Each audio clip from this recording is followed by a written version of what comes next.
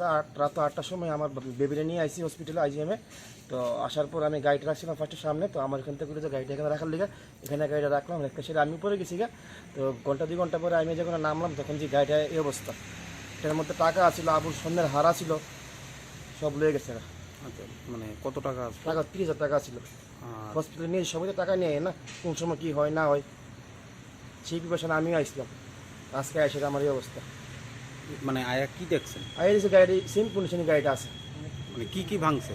এটার মধ্যে সাইডে গ্লাসটা ভাঙছে, তারপরে আমার এই সাইডে মানে সামনে ড্যাশবোর্ডের মধ্যে আমার মানি ব্যাগটা ছিল, মানির মধ্যে টাকাটা ছিল, আবুর হাটটা আছে, যখন ঢুকি তো না আবুর হাটটা দিয়ে দিচ্ছে, আবুর একটা এক্সরে করেছিল, এই যে এক্সরে করতে গিয়ে হাটটা লাগতো না, হাটটা মানে রাইকাইতে হাটটা আমি আসলে গাড়ির মধ্যে থেকে গেছিলাম।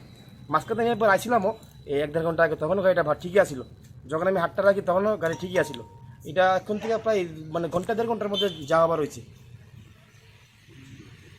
তো আইজিএম হাসপাতাল কর্তৃপক্ষ বা সিকিউরিটিকে জিজ্ঞাসা করছেন এই বিষয়টা? সিকিউরিটি আমার সিসিটিভি ফুটেজের মধ্যে আর ফটোটা দিয়ে দিছে, তারা আমার ভিডিও রেকর্ডিং দিছে না। আমি বললাম যে আমার সবটা রেকর্ডিং দো, কেমনে কেমনে মানে কী করছে না, কীভাবে ভাঙছে সবটা রেকর্ডিং আমার দো, তারা আমার কিছু দিল না।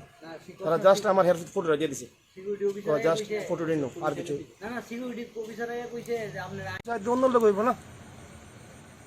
আজকে আমার 30,000 টাকা আছে, আর জন্য 3 লাখ টাকা যাইব গা। যেমন সে তেমন গাড়িটা নেওয়ার লিগে ছিল।